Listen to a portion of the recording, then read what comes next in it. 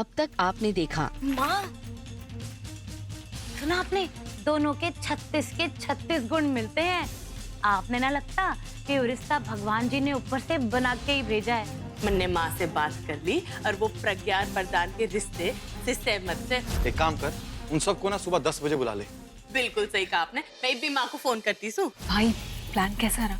अरे जहाँ सुबह 10 बजे बड़ों की माँ प्रधान का रिश्ता लेके आ रही है और दूसरी तरफ पंडित जी 11 बजे उस संभाले वाले लड़के का। लगता है बहुत जल्द इस घर में महाभारत लाइव देखने को मिलेगी। ये बता भी दे, इसी कौन सी खास बात करेंगी तुम्हारे देवर जी? इसकी पहल तो हमारी छोरी कोमल ने की से, लेकिन अब यो प्रस्ताव मैं आप सबके सामने रख रही हूँ। अब आगे।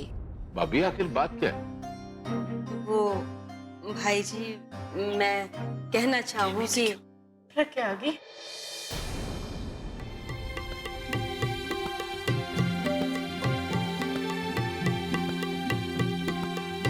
प्रज्ञा, आज बहुत प्यारी लग रही है तू। ऐसा लग गया जैसे तू इन गहनों की शोभा बढ़ा रही हो।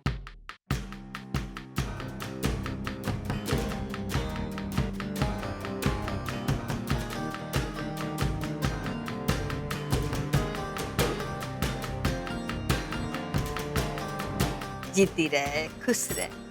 हाय, घनी सोनी लाग रही से, कहीं मारी नजर ना लग जाए थारे को। प्रज्ञा, यहाँ जा।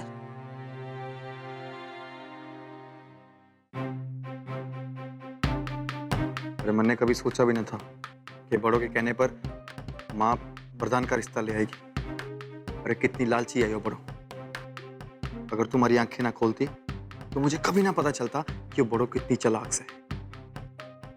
भाई जी, मैं आपसे कुछ दान मांगने आई हूँ।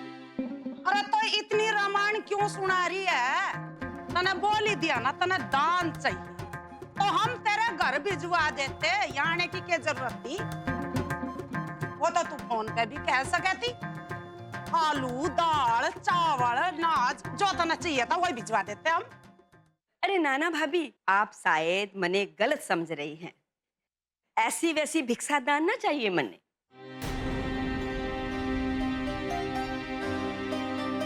भाभी थोड़ी शांति रखिए।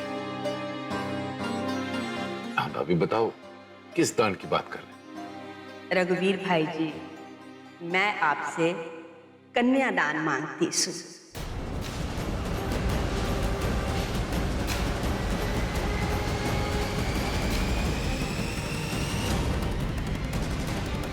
वही मालती,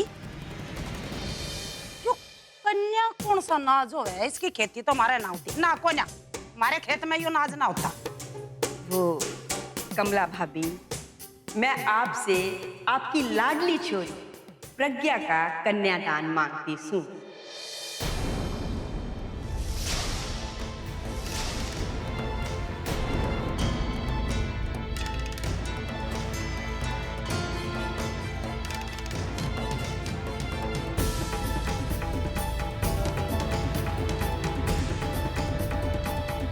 पर माँ,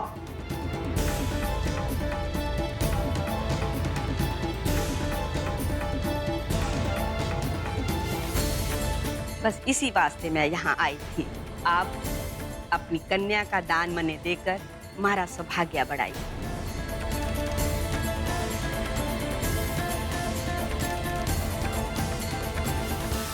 ये जमुना, ये तेरी हिम्मत कैसा हुई जो सोचने की कि मैं अपनी छोरी और तेरे छोरे का ब्याह दूं?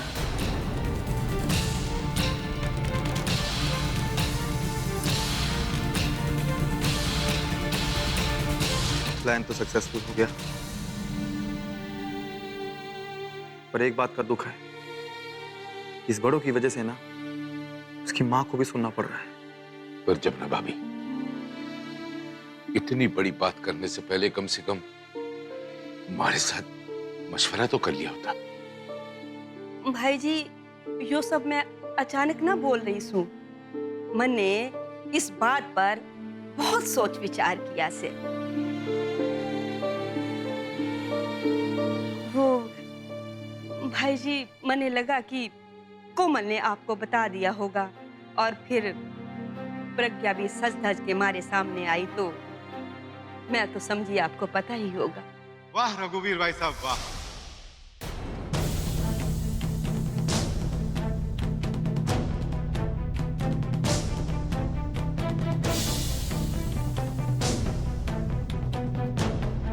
अगर आप लोगों ने पहले से ही हमारी बेइज्जती करने का मन बना रखा था तो हमें इतनी दूर से बुलाने की क्या जरूरत थी?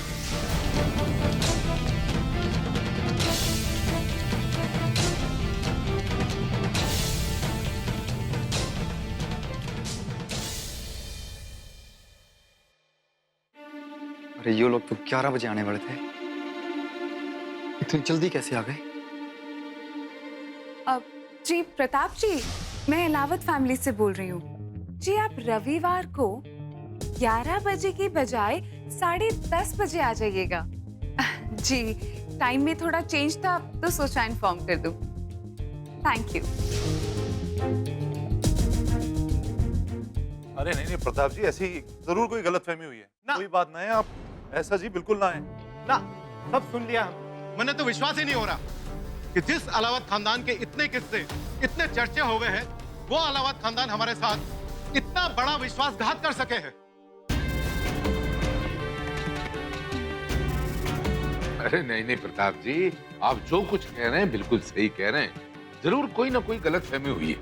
मैंने तो पहले ही बोला था कि दिल्ली चलते हैं। पता नहीं आपको क्या सूझी जो इस खानदान से रिश्ता जोड़ने आ गए। करवाली बेइज्जती, पड़ गई कलेजे में ठंडक।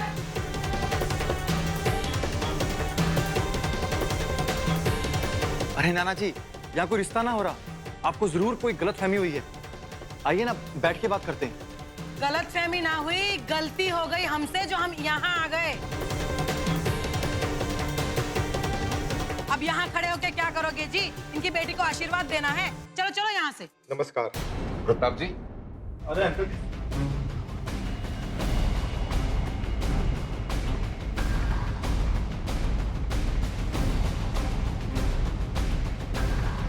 सॉरी लक्की भाई, आप लोगों की ये हालत मेरे से देखी नहीं जा रही थी, पर क्या करूं, दिल पर पत्थर रख के मुझे ये करना पड़ा।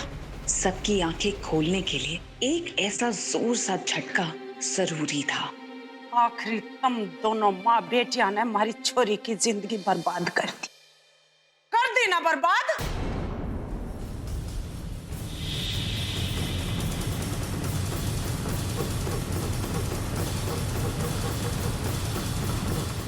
भाभी शांत रहो, सब है ना, सब ठीक हो जाएगा, सब संभाल लेंगे। ना कमला भाभी, मने पता ना था कि हमारे सिवा और भी कोई लोग आने वाले से।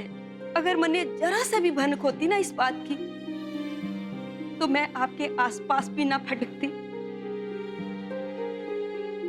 और मैं यहाँ ऐसे ही नहीं आई हूँ, ईश्वर की भी यही मर्जी से। पंडित भी बोले हैं कि प्रज्ञा और वरदान के 36 के 36 गुण मिले हैं।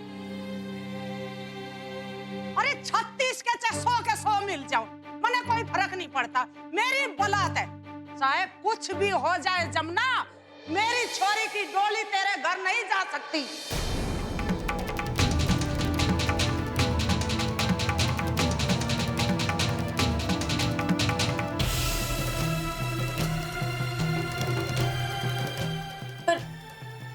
बात से 36 गुणों की मिलने की ना सर, प्रज्ञा और वरदान एक दूसरे को पसंद भी करते सर।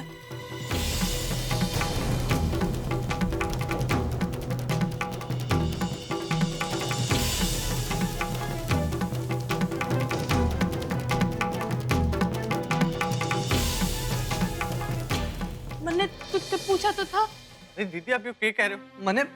मैंने प्रज्ञा जी अच्छी लगती है, बहुत अच्छी इंसान है, हमारी बहुत अच्छी स्टूडेंट भी है, लेकिन मैंने अभी शादी नहीं करनी। अरे माँ, आप तो हमारे से एक बार पूछ लेते।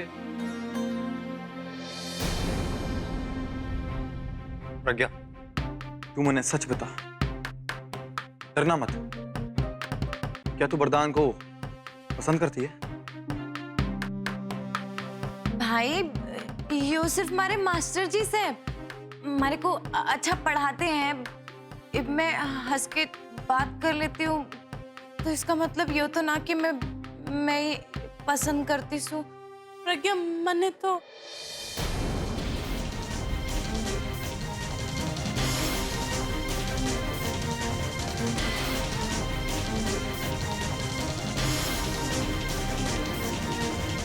बस बस पढ़ो, बस तेरा बहुत हो गया। अब अगर यो दोनों एक दूसरे को पसंद ना करते और ना करना चाहते शादी, तो तू इनकी शादी जबरदस्ती क्यों करवाना चाहती है? अरे क्या फायदा है तेरा? बोल, अरे बोल ना। अरे इसका तो फायदा ही फायदा है जी भाई, तो इसने तेरे से ब्याह कराया है। पहले तो बिरेन फंसाया, इसने एक बार भी मना नहीं करी तेरे से ब्याह करने के लिए।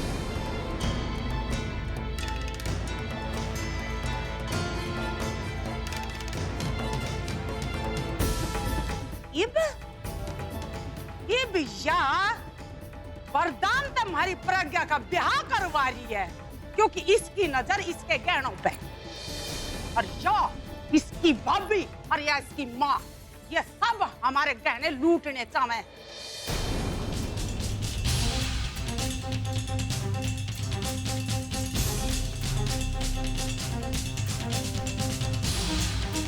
बाबू शांत हो जाओ, शांत हो जाओ। जमुना भाभी, ये रिश्ते की बात कब शुरू हुई, कहां से शुरू हुई, जरा हमारे को भी तो बताओ। भाई जी, दरअसल मैंने तो इस बात के बारे में सोचा भी ना था। कोमल ने यो बात हमारे दिमाग में डाल दी, मैं अपनी हैसियत जानूं, और फिर पंडित ने भी बोला कि दोनों के 36 के 36 गुण मिले हैं, तो पंडित बोलने लगे कि कोमल ने भेजा है घर पे।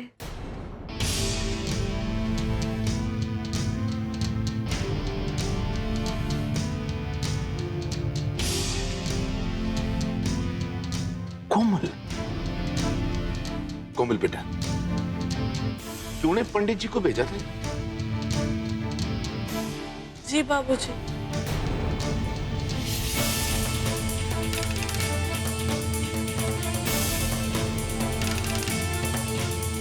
अब हटेगा मामा जी की नजरों से बड़ो नाम का पर्दा, और उसके परिवार की काली करतूत अब सबके सामने आ जाएगी।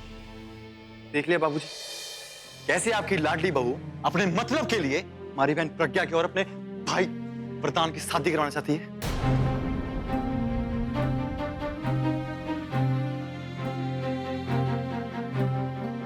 अब क्या छुपा है, सारी सच्चाई सबके सामने आ गई है।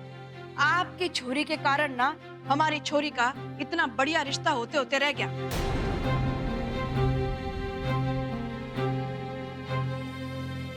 अरे सच्ची बात तो यो है, तुम सब ने मिल के 100 तोड़े सोने के लिए और हमारी लाखों की इज्जत मट्टी में मिला दी। अरे नीलाम कर दी हमारी इज्जत तो तुमने, जो तेरी छोरी, इसकी वजह से हुआ यो सब। ना भाभी, ऐसा ना है, हमारी छोरी जो ऐसा ना कर सके। जब तुझे इतनी जरूरत थी तो बोल दे या मांग लेती, दे देते। अरे पीठ के पीछे चूरा खोपने की क्या जरूरत थी? अरे क्या जरूरत थी हमारी बहन को बीच में लाने की? देखिए जी, ऐसा कुछ ना सर, मैं तो बस आपकी खुशी चाहती हूँ, मेरी कोई लालच ना सर। चुप कर।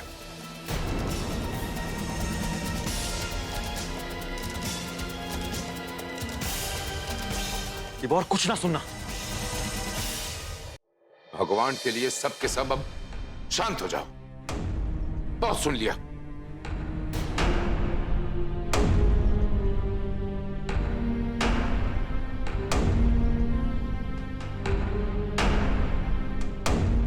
कोमल, ये सब कैसे हुआ? बाबूजी,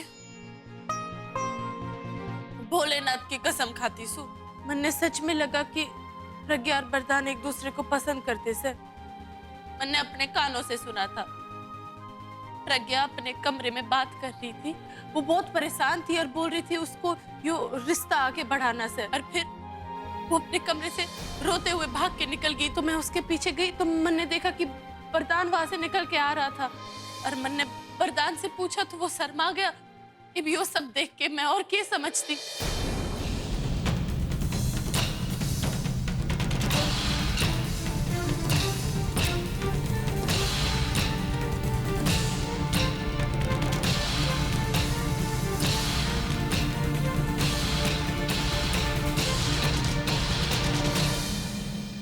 हाय प्रज्ञा, यो क्या सुन रही हूं मैं? अरे भोला, बोलती क्यों नहीं है तू कुछ? मुंह खोल के बता हमने क्या सुन रही हूं, यो क्या कह रही है बड़ो?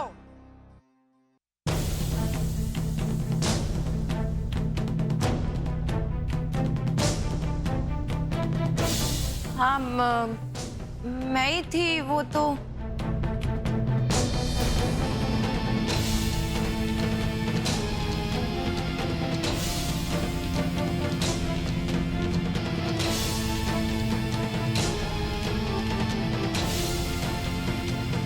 वाह जी वाह, आप लोगों ने तो आज कोई कसर ना छोड़ी हमें बेइज्जत करने में।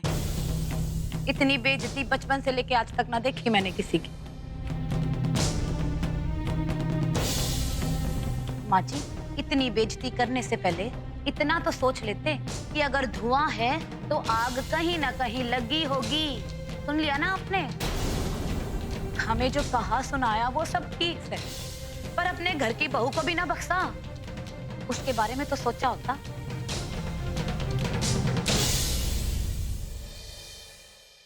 यो क्या कह रही है? बता मुनाइब। नहीं अरे ताई जी, इसकी बात तो सुन लीजिए। हे भगवान, कुछ सूझ ही ना रहा है, क्या बोलूं? जल्दी से कुछ ना कुछ बात बना के बोलनी ही पड़ेगी। अगर आज प्रज्ञा जी ने बात ना संभाली ना तो मेरा तो ऊपर जाना पक्का है। बड़ो भाभी, आप तो चुप ही रहो। यो सब आपने ही तो किया है चली मारे को बचाने। आपको हर बात में ना घुसेड़ना जरूरी है कि? और माँ, मैं ही बोल रही थी वो सब, पर मैं अपने वो नाटक की लाइनें याद कर रही थी। हाँ,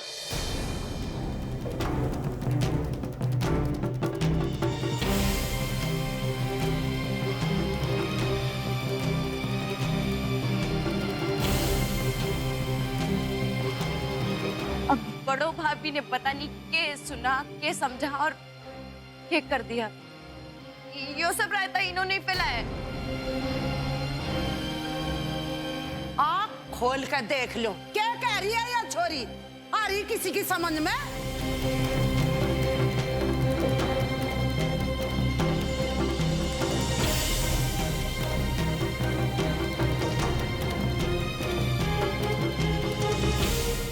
बाबूजी, जी हाँ, वो प्रज्ञा को मैंने ही दी थी स्क्रिप्ट पढ़ने के लिए।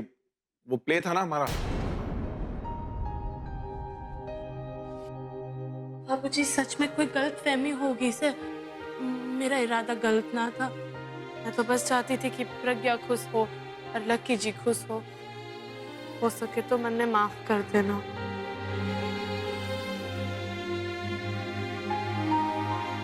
बाबूजी, गलतफहमी तो हो गई, पर इस गलतफहमी के चक्कर में आप लोगों ने आज इतनी बेइज्जती की हमारी, दुश्मन भी ना करे।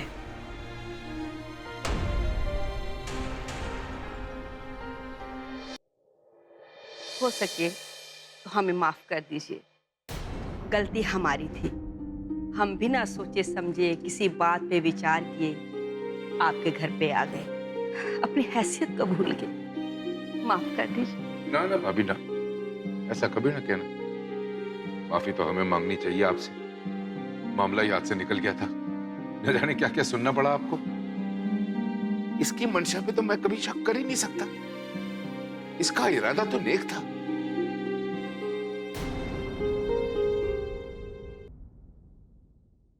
फिर भी भाई जी, गलती तो हमारे से हुई है, हमें माफ कर दीजिए। और हमारी आपसे ये दरख्वास्त है, इस बात के लिए हमारी छोरी को कभी कुछ मत कहना। अरे भाभी, ये हमारी भी बेटी है।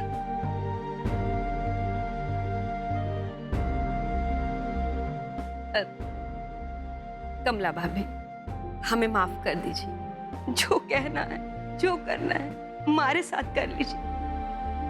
हमारी छोरी को कभी कुछ मत कहना।